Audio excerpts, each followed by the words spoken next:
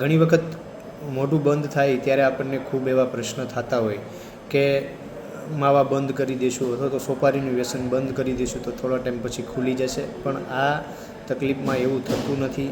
એટલા માટે હંમેશા હું કહેતો આવ્યો છું કે તમે જે તકલીફ થઈ છે, જે ફાઇબ્રોસિસના લીધે મોઢું બંધ થવાની તકલીફ શરૂ થઈ છે મોઢામાં, તેના વિશે સંપૂર્ણ ડિટેલમાં માહિતી લો, જાણો, સર્ચ કરો. આપણે આજના સમયમાં ઘણા બધા એવા ટાઈમપાસ કરતા હોઈએ કે જેમાં રીલ સ્ક્રોલ કર્યા કરવી, કારણ વગરની ફની કે વોટેવર જે કાંઈ પણ આપણને ગમતું હોય એવું આપણે જોયા કરીએ, પણ હકીકતમાં આવી તકલીફ હોય તો એના વિશે આપણે ડિટેલમાં કંઈ પણ જાણતા નથી. તો આ પ્લેટફોર્મ ઉપર તમને એ પણ કોઈપણ સમયે ફ્રીમાં માહિતી મળી શકશે અને તમે રોગનું નિદાન કરી શકશો. સાથે સાથે એ પણ કહી દઉં કે અમે જે રિઝલ્ટ આપીએ છીએ એ ઓપરેશન થકી છે.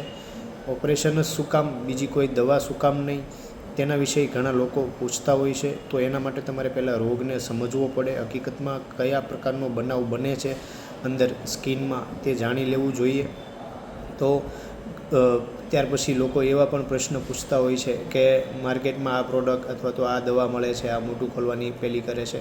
તમે કોઈપણ વસ્તુમાં આગળ વધી શકો છો, પણ એની તમને પૂરેપૂરી માહિતી, તમને કયા પ્રકારની તકલીફ છે એના વિશે ડિટેલમાં જાણકારી હોવી જોઈએ અને પછી જ તમે એમાં આગળ વધો અથવા તો એ દવાને એપ્લાય કરો.